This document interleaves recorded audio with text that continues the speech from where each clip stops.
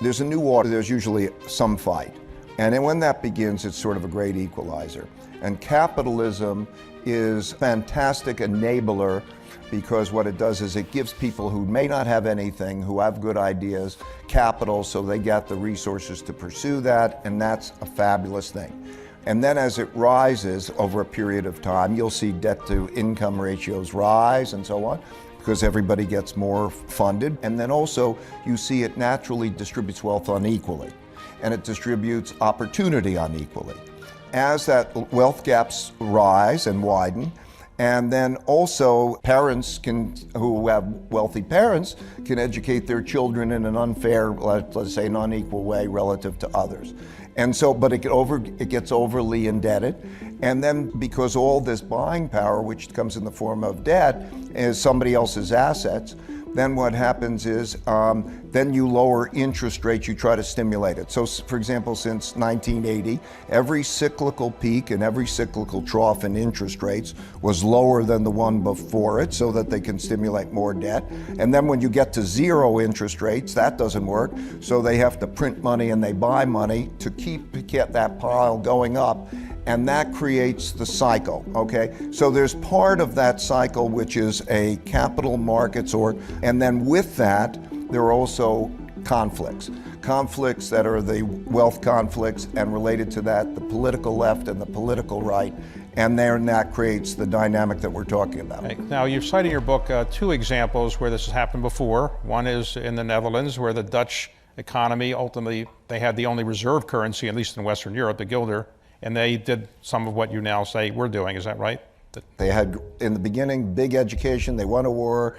Then they became very competitive. They went out in the world taking their goods, and they built ships that were the best ships around the world, so they can go anywhere in the world. They brought their arms with them, and they made a fortune.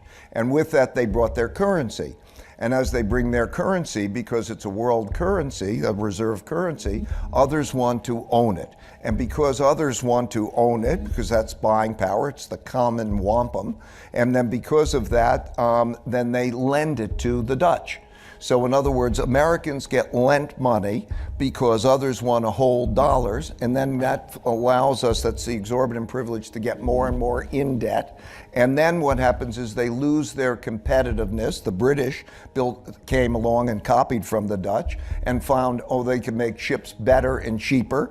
And then they became the competitors. And then as the competitors are operating, they take market share away, quite similar to lots of technology companies and what's going on now. And then what happens is then they get more in debt, and then they have the other cycle that's operating, and then you have the challenges of that.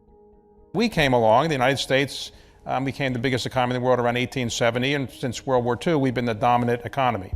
So now we have a lot of debt, 29 trillion. So how are we going to pay off that debt, by the way? In the end, it's always print the money. Okay. You know, it's always print the money, because you see, one man's debts are another man's assets. And so if you're holding a bond and you receive you don't get compensated for inflation. Let's say people think cash is a low risk investment. Well, they're earning no interest. And when you have a 7% or a 5% inflation, you lose 5% of your buying power. Or if you're owning a bond, you have the same thing. And so what happens is, not only is there the debt that is coming from the new debt created to run the deficits, but there become sellers of that debt, because the owner, as an asset, it's not a good asset. And then there's so much selling. And what that means is that you either have to, interest rates have got to go up, and then that grinds things down to a close, or what they do is they have to print money. And so the history of all of these cycles is that the coffers are empty, because you can't continue to spend more than you earn and give it to somebody, expect them to like it, and then you devalue it, and that becomes the cycle. I think if we go back and we look at history, there are three main things that you can do, okay?